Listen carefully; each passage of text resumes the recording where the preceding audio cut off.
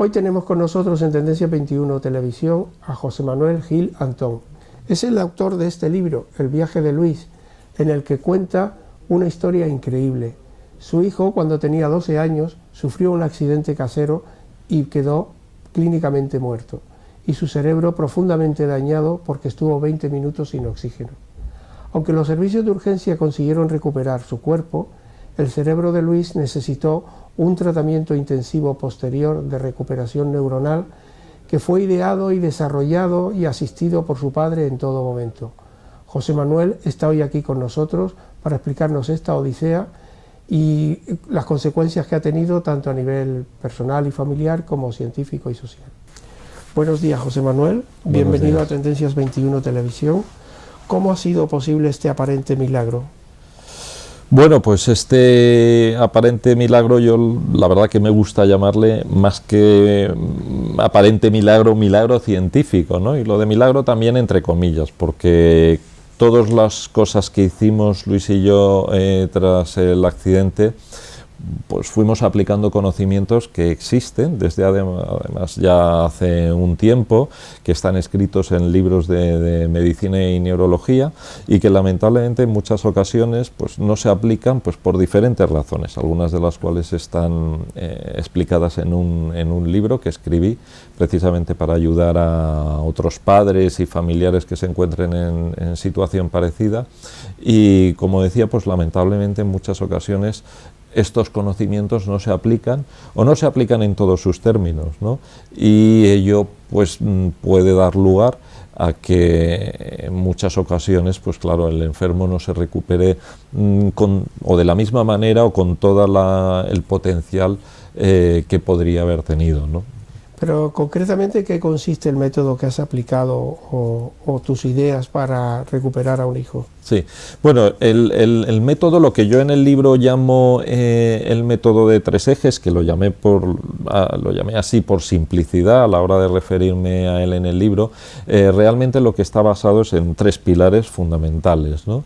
Uno primero, que es el ejercicio físico, digamos, de cierta intensidad. Esto se sabe desde hace tiempo, que el ejercicio físico es, digamos, tiene un impacto muy importante en todo el cuerpo, pero en particular en el cerebro también, ¿no? Se sabe que cuando uno hace ejercicio físico aeróbico de cierta intensidad, no solo se producen las endorfinas, pues que conoce todo el mundo, sino que además también se ha visto de estudios recientes de los últimos 15 años, pues que se producen factores neurotróficos que, por una parte, fomentan el establecimiento de nuevas conexiones entre neuronas y por otra parte también se ha visto algo que se desconocía hace años, es que nacen neuronas nuevas y cuando uno hace ejercicio físico, digamos, esa capacidad de nacimiento de nuevas neuronas es mayor e igualmente el establecimiento de conexiones, ¿no? Entonces, este es uno de los pilares que aplicamos. El otro pilar es el trabajo neurológico, ¿no? Es decir, cuando uno tiene un accidente cerebral, ya sea porque uno se ahoga, como fue un caso reciente que ocurrió y que me llamaron, o como fue el caso de Luis, que se clavó desgraciadamente una navajita que además era muy pequeña, era casi de juguete, ¿no? O en fin, o tiene un accidente de tráfico. Luego, lo que le puede ocurrir al cerebro, en el caso de Luis lo que le ocurrió es que lógicamente se mueren las neuronas por efecto de la falta de oxígeno, ¿no? Pero eso no significa que hayan muerto todas en el caso general y lo que sí que es cierto es que muchas de las funciones que uno tenía, pues, o de las capacidades que uno tenía, pues las pierde como consecuencia de estos accidentes tan graves, ¿no? Son lesiones, que ¿no? Son lesiones, ni más ni menos, ¿no? Entonces, lo que sí que es verdad es que el cerebro se sabe que tiene esa capacidad de recuperación y a base de realizar tareas que consisten en reaprender digamos, las capacidades perdidas, se vuelven a establecer conexiones neuronales, pero ya no con las neuronas que han muerto, sino con otras neuronas que las sustituyen, ¿no? O se restablecen con las neuronas que, si bien han resultado dañadas, no han muerto del todo, ¿no? Y luego el último, digamos, pilar de este método, por decirlo de alguna manera, de recuperación, que yo insisto que todo esto se sabe ya de hace un tiempo, es que existen compuestos, diversos compuestos, muchos de ellos compuestos naturales además, también hay medicinas, ¿no? Que apoyan el funcionamiento del cerebro y que apoyan también la recuperación, ¿no? Y si bien es verdad que yo siempre insisto en que este eje o este pilar es probablemente el menos importante de los tres, pues también puede ayudar, porque existen múltiples estudios que así lo avalan, ¿no? Que determinados compuestos ayudan a la mejoría del cerebro. Una pregunta siguiente es, bueno, si esto ha funcionado en el caso de Luis, ¿crees que es posible que se aplique a otras personas que tengan daños similares o así? ¿O es un caso único en la historia de la ciencia? Bueno, seguro que un caso único en la historia de la ciencia no es, pero sí que es verdad que los principios que utilizamos Luis y yo para su recuperación son aplicables a cualquier persona. Pero no solo a cualquier persona que haya tenido un accidente, sino incluso a cualquier persona que se encuentre perfectamente. Es decir, si nosotros queremos que nuestro cerebro mejore, nuestras capacidades mejoren, pues si nos dedicamos a hacer ejercicio físico regularmente, tampoco hay que pegarse grandes palizas, sino hacer pues a lo mejor entre media hora, 45 minutos, 1 hora, pues 5 días a la semana. ¿Pero de caminata, ejercicio, gimnasia? Bueno, cualquier cosa que suponga ejercicio aeróbico va a mejorar el cerebro. En la medida en la que uno se acerca a ese ideal de hacer 5 o 6 días a la semana va a ser mejor, pero si hace menos, bueno, pues también le va a ayudar, ¿no? Entonces, como decía, esto es aplicable a cualquier persona, accidentada o no, el ejercicio físico por un lado, luego evidentemente cuando nosotros, el trabajo neurológico es al que me voy a referir ahora, ¿no? También tanto para un accidentado como para la persona que no es, porque al fin y al cabo este trabajo neurológico ¿en qué consiste? Consiste en aprender cosas nuevas, y en la medida en la que uno aprende cosas nuevas se establecen nuevas conexiones neuronales y las que ya existen también se les hace trabajar, ¿no? De tal manera que el cerebro se potencia, ¿no? Esta es la manera en la que se recupera el cerebro en el caso de un accidentado por cualquier causa, pero también es la manera en la que se potencia el cerebro para una persona que no haya tenido ningún accidente, ¿no? Y luego como el último punto sería igual de aplicación en las medicinas y compuestos que se conoce que soportan la función cerebral, ¿no? Pues tanto para el accidentado como para la persona normal, ¿no? Evidentemente el cuerpo humano es capaz de funcionar, digamos, bajo mínimos, en el sentido de que incluso aunque no tenga todas las, digamos, las sustancias en la cantidad óptima, el cuerpo humano funciona, ¿no?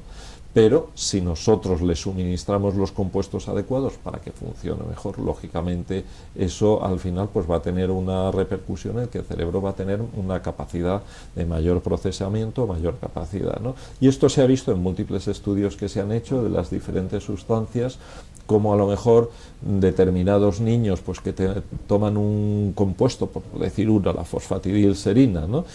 Pues sacan mejores resultados en el colegio que los que no la toman, ¿no? En fin, en definitiva sí que es aplicable a cualquier digamos persona, accidentado o no accidentado. Y hago un pequeño inciso importante. Evidentemente no todos los accidentes cerebrales son iguales, ni su gravedad, ni la manera en la que se ha producido, ni sus consecuencias, ¿no? Entonces luego habrá que de alguna manera modular o adaptar lo que se aplica de cada uno de estos pilares a la persona. Es decir, pues si una persona ha tenido un accidente que le impide ya moverse, pues a lo mejor no es tan fácil aplicar el primer elemento del ejercicio de los ejercicios físico. físicos, claro. O a lo mejor hay que buscar un ejercicio físico que no consista en mover las piernas, a lo mejor pues tendrá que ser otro tipo de ejercicio físico adaptado a su situación, ¿no? En definitiva, digamos que los tres pilares sí que son aplicables, pero lógicamente hay que adaptarlos también a las circunstancias de cada enfermo, ¿no? Mira, has hablado de accidentados y de personas normales, y en caso de enfermedades típicamente cerebrales como el Alzheimer, el ictus una apoplejía. ¿Este método crees que también podría funcionar? Indudablemente. Este método es aplicable a cualquier, digamos, enfermedad cerebral en la que digamos, lo que se esté es perdiendo la capacidad, o mejor dicho, ¿no?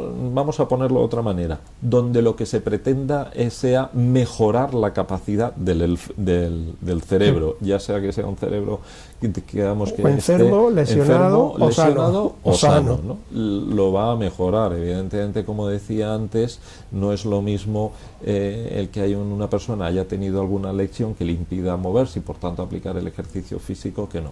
Y luego hay otra cosa, también es cierto que no es lo mismo una enfermedad, por ejemplo, mencionabas el caso del Alzheimer. El Alzheimer es una enfermedad que es multifactorial, es decir, depende de muchos factores, y uno de ellos, por ejemplo, es la genética, ¿no? En función de que tengas un determinado gen, lo tengas una vez, lo tengas dos veces o no lo tengas ninguna vez, pues la probabilidad de que tengas Alzheimer es una o es otra.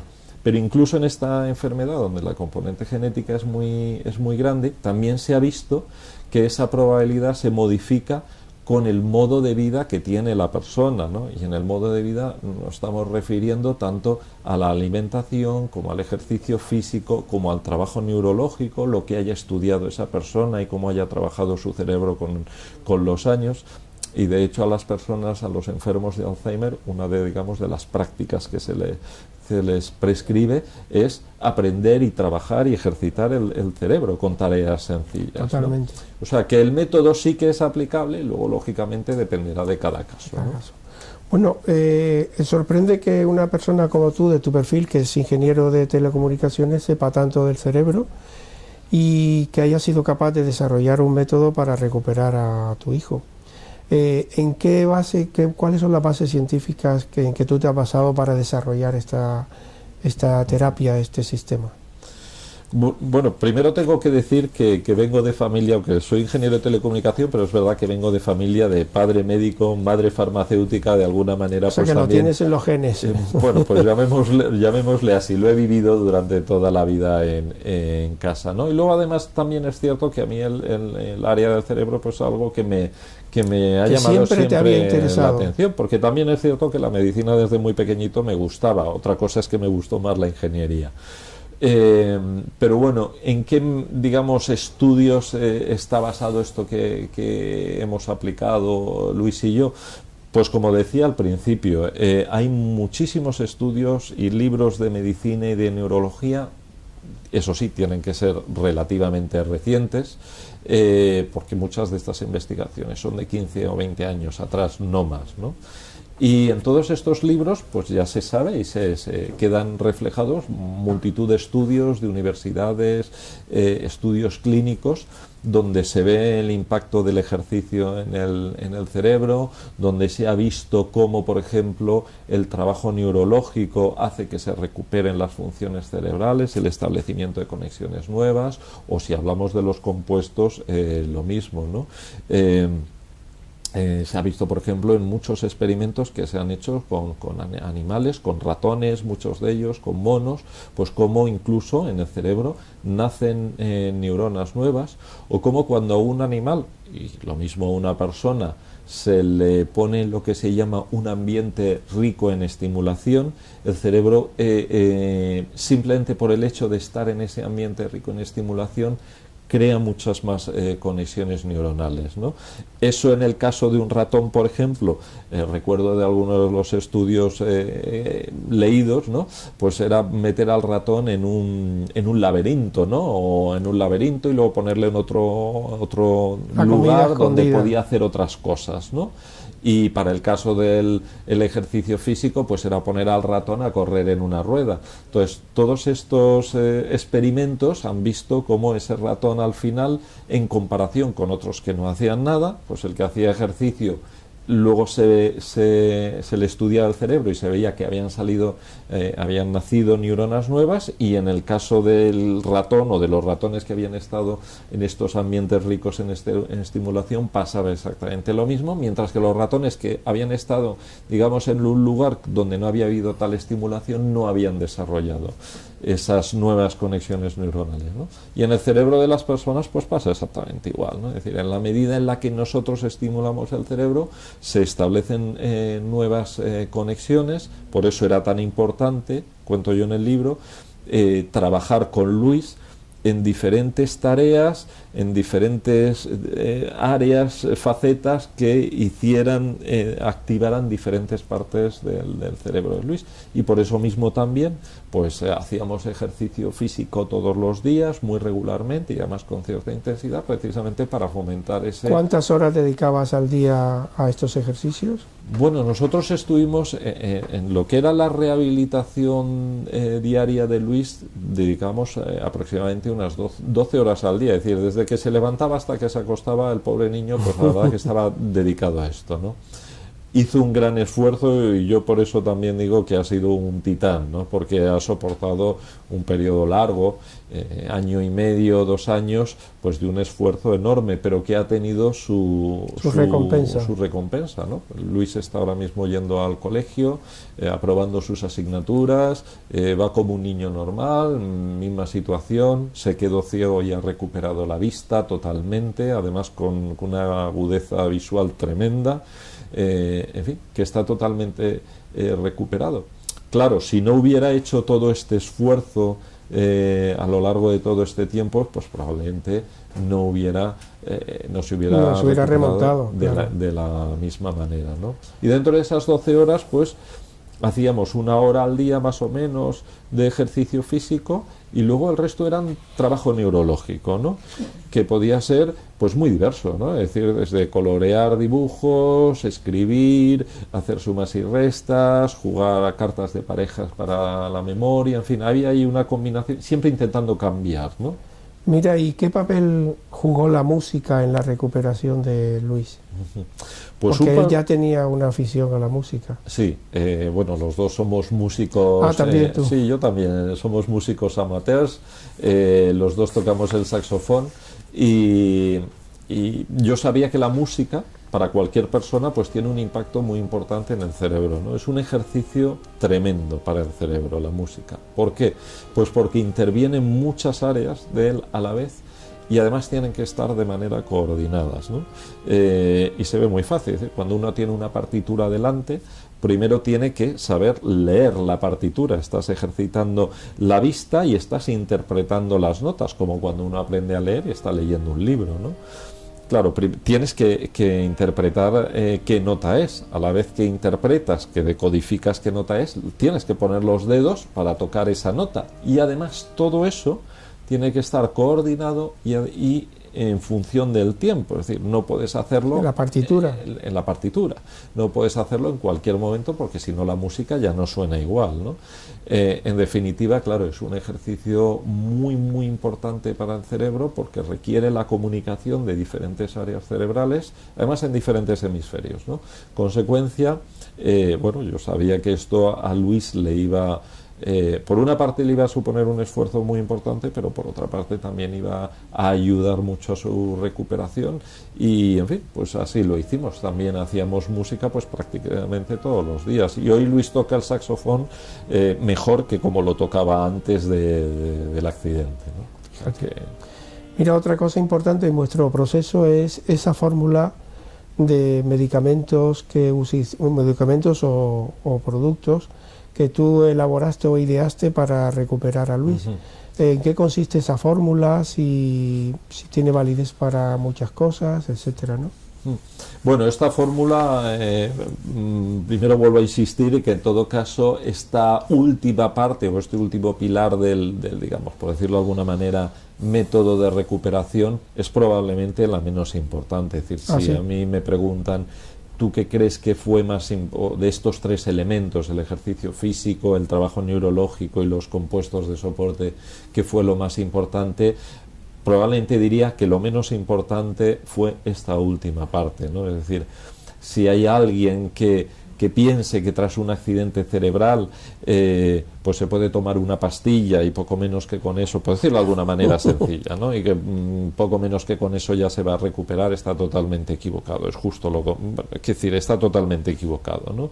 Es decir, va a tener que hacer ese trabajo neurológico del que estamos hablando en la entrevista, va, si puede, si es capaz de ello, por su edad, porque su estado físico se lo permita, debería hacer ejercicio físico de cierta intensidad regularmente, y eso es lo que más le va a ayudar a su cerebro a recuperarse. Luego, además, si puede tomar determinados compuestos, que se sabe, insisto, que mejoran la función cerebral, pues mejor probablemente le van a ayudar. Pero indudablemente no es lo más importante. Lo digo porque uno siempre tiende a pensar que cuando va al médico, pues que si le recetan unas medicinas, pues con esto se va a curar, ¿no? Como quien tiene un resfriado, ¿no? Y en el caso del cerebro esto no es así. Es decir, la manera de recuperarlo es con el trabajo que haga uno mismo, ¿no? De recuperarlo o potenciarlo. O potenciarlo en una, ¿no?, persona sana. Efectivamente, ¿no? Con independencia de ello, evidentemente, si tomamos vitaminas, tomamos determinados aminoácidos, determinadas sustancias que además casi todas ellas son sustancias naturales, ¿no? Muchas de ellas, que también hay medicamentos, pues probablemente conseguiremos potenciar de alguna manera también el funcionamiento del cerebro y su recuperación, ¿no? Pero insisto que las otras dos pilares son los más importantes, ¿no? Y aparte de todo eso, ¿crees que el factor emotivo, digamos, tu dedicación como padre a tu hijo, ha tenido algo que ver también en la recuperación, o ha sido solo una cuestión de ejercicio, de tomar algo? Indudablemente la composición, el componente afectivo. Sí, no, es clarísimo. Digamos, el cerebro se sabe que responde enormemente frente a la emoción. Y voy a poner un ejemplo muy sencillo para que lo entienda todas las personas que nos puedan ver, ¿no? Es decir, si uno, por ejemplo, escucha una canción, pues le puede gustar más o menos, ¿no? Pero si te ponen la canción a lo mejor con la que le diste tu primer beso a tu novia, lo que sea, pues eso te produce una emoción, ¿no? Entonces esa emoción tiene un poder enorme en el cerebro. Por eso, y hago un inciso, cuando Luis estaba en coma en el hospital y había que sacarle del coma como primer paso para rehabilitarle, entre tanto no estuviera consciente, pues no se podía hacer nada con él, ¿no? Pues uno de los elementos que yo utilicé precisamente fue la emoción, ¿no? Es decir, le ponía unos cascos a Luis, le hablaba con un micrófono, le cantaba yo mismo las canciones que él y yo tocábamos con el saxofón, intentando buscar que esa emoción, la conexión emocional, porque eso se sabe que tiene un poder enorme sobre el cerebro que no tiene, digamos, un elemento técnico, por decirlo de alguna manera, ¿no? Entonces, desde ese punto de vista es evidente que es muy importante esa conexión, o que los familiares intervengan en el proceso de recuperación y de rehabilitación. Yo siempre lo digo, primero porque la rehabilitación que le van a poder dar a un accidentado en un centro profesional siempre va a estar limitada. No van a poder darle 10 horas al día de rehabilitación por diferentes razones económicas, de recursos, etcétera, ¿no? Y luego porque además esas personas, siendo especialistas con los que siempre hay que contar, díganse de paso, porque es algo en lo que siempre hago hincapié, evidentemente los familiares también tienen un poder, un ascendente sobre el enfermo que no tienen esas otras personas, ¿no? Entonces, por la naturaleza afectiva. Claro. Entonces, por supuesto, lo que tiene que ser es complementario, es decir, la intervención de los profesionales que saben en qué fases, cómo hay que rehabilitar al enfermo, etcétera, etcétera, y luego con el trabajo complementario de los familiares en casa, que le pueden dar muchas más horas y mucha más rehabilitación al enfermo. O sea que la tarea del familiar es muy importante, indudablemente, ¿no? Mira, ¿y cómo ha reaccionado la comunidad científica a vuestra experiencia? Bueno, yo tengo que decir que hasta ahora, desde que salió el libro, pues no solo no hemos tenido ninguna crítica del libro, sino al revés, pues han sido, digamos, muestras de apoyo, ¿no? Voy a poner unos cuantos casos, ¿no? El libro, por ejemplo, cuando lo presentamos en Alicante, pues lo presentó la directora del Instituto de Neurociencias de Alicante, doña Juana Gallar, que además aprovecho para darle las gracias desde aquí, y catedrática de neurología también. Luego, pues tengo que decir que modestamente pues me han invitado a mí a varios congresos no siendo además médico, ¿no? Cosa que yo siempre lo advierto. No Oye, solo que no yo no médico soy y no neurólogo. y no neurólogo, ¿no? Y yo siempre lo digo, oye, yo encantado de ir a vuestro congreso a dar una presentación, pero que sepáis que no soy médico, ¿no?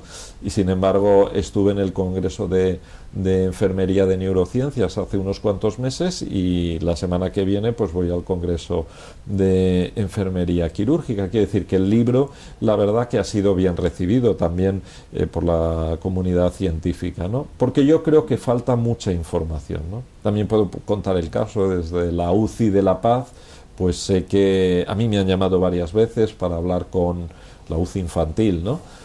Siendo La Paz además uno de los centros de mayor renombre en el área infantil, pues me han llamado varias veces para hablar con padres. Incluso sé que han recetado alguna vez la fórmula que viene en el libro, y también me consta que desde hace unos 2 años hay una farmacia en Logroño que fabrica esa fórmula y que la vende a toda España con receta. Quiere decir que no ha habido hasta ahora nadie de la comunidad científica que haya sacado algún elemento, digamos, de duda frente a lo que viene, ¿no? Pero yo insisto, también es normal, porque de alguna manera todo lo que yo he escrito no es más que por una parte nuestra experiencia, pero por otra parte está documentado al final del libro todos los estudios científicos, libros de medicina, etcétera, que utilizamos y que fuimos aplicando a lo largo de esa recuperación.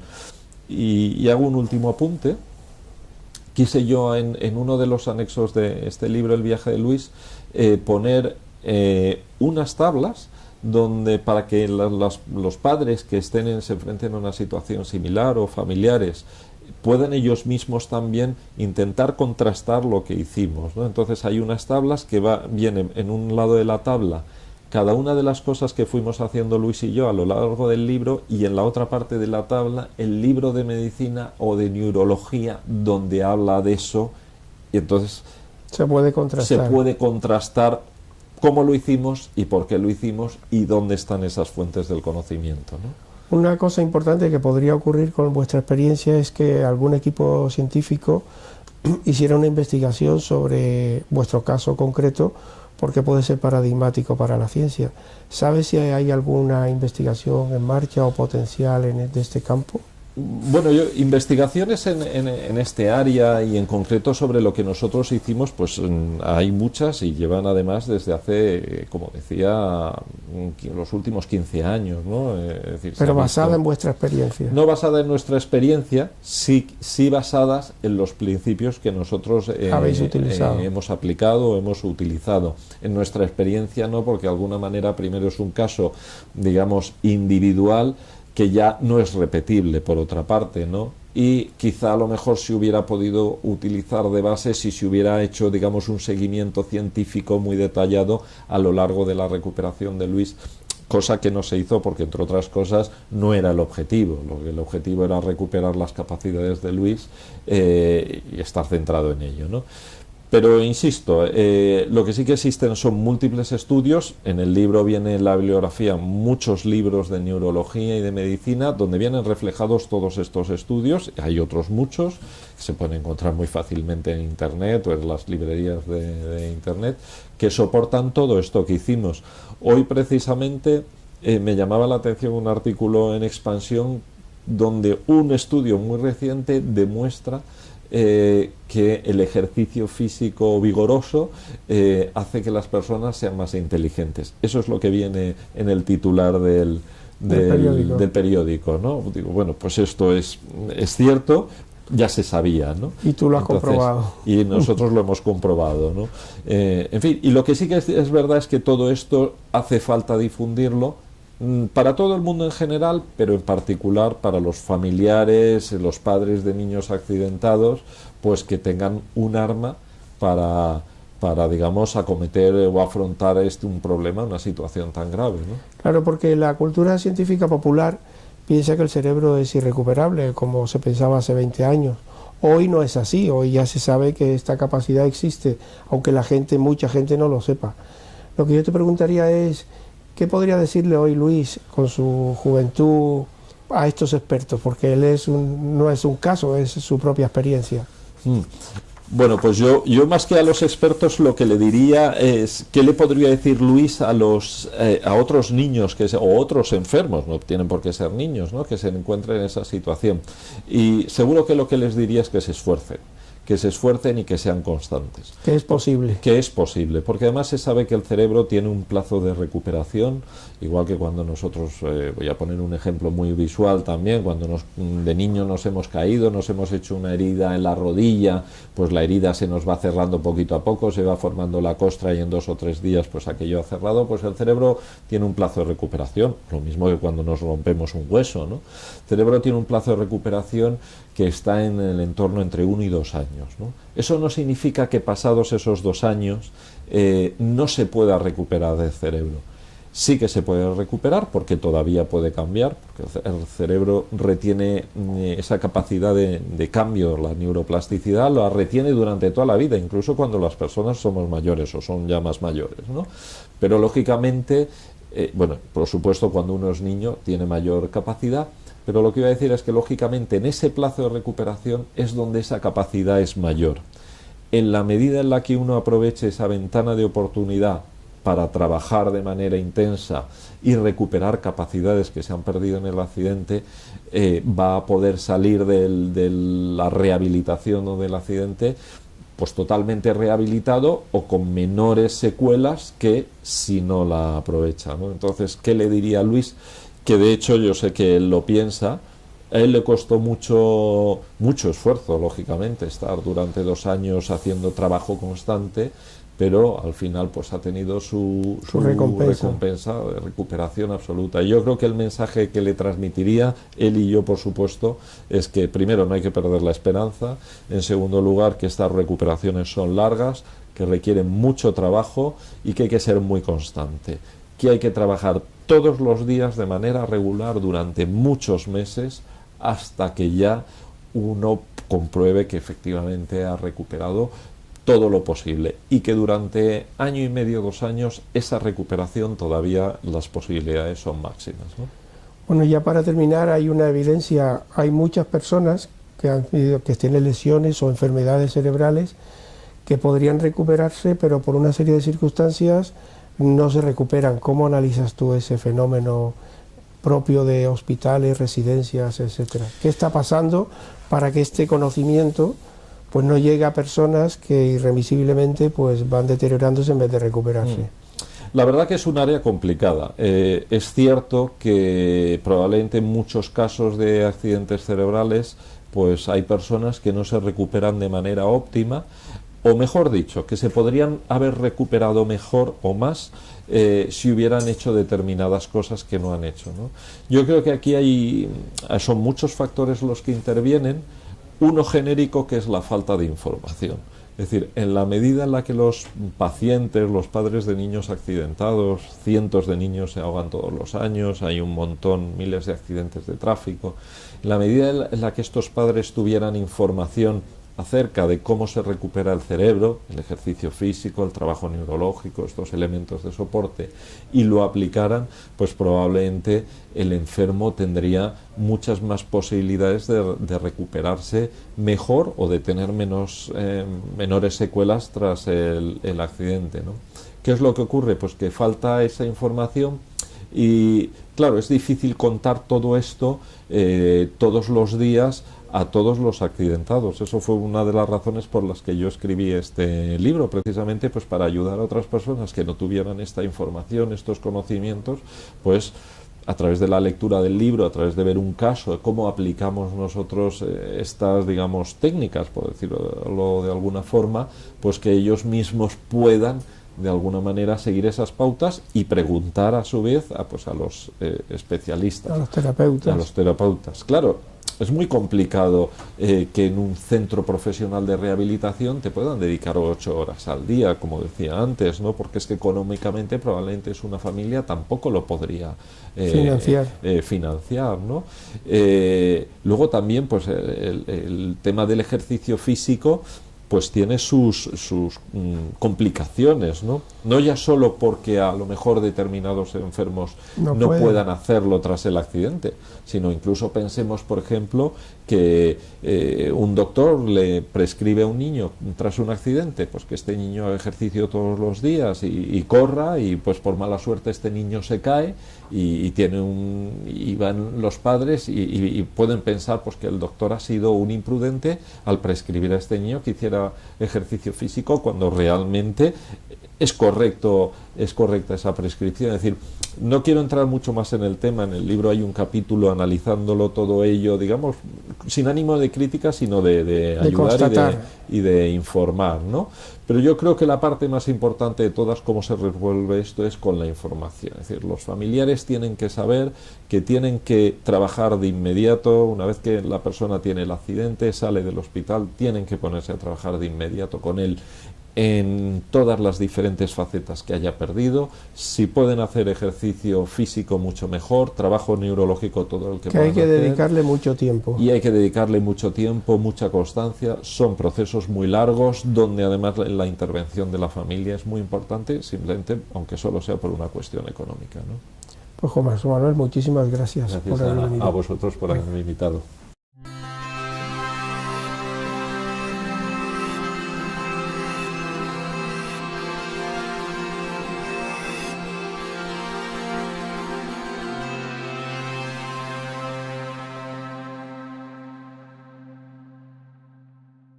Tiempo, que están escritos en libros de medicina y neurología, y que lamentablemente en muchas ocasiones pues no se aplican pues por diferentes razones, algunas de las cuales están explicadas en un libro que escribí precisamente para ayudar a otros padres y familiares que se encuentren en situación parecida.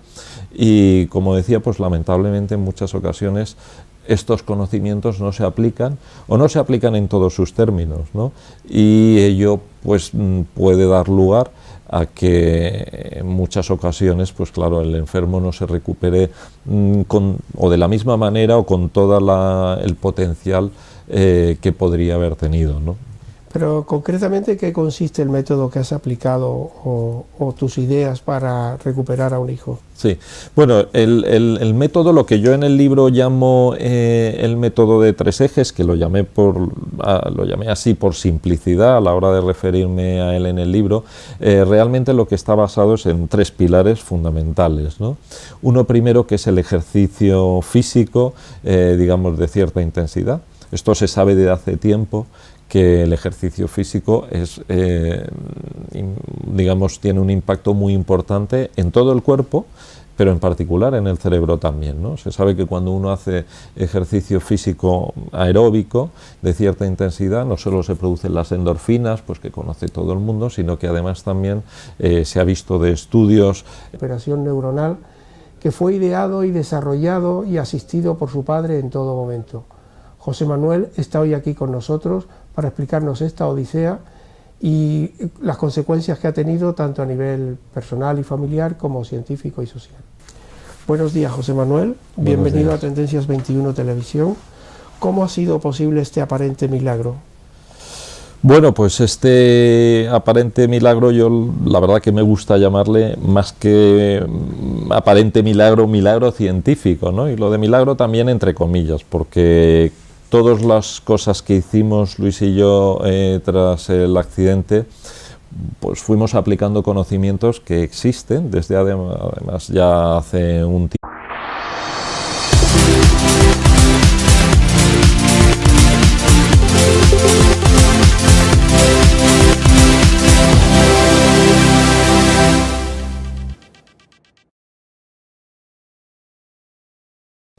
Hoy tenemos con nosotros en Tendencia 21 Televisión a José Manuel Gil Antón.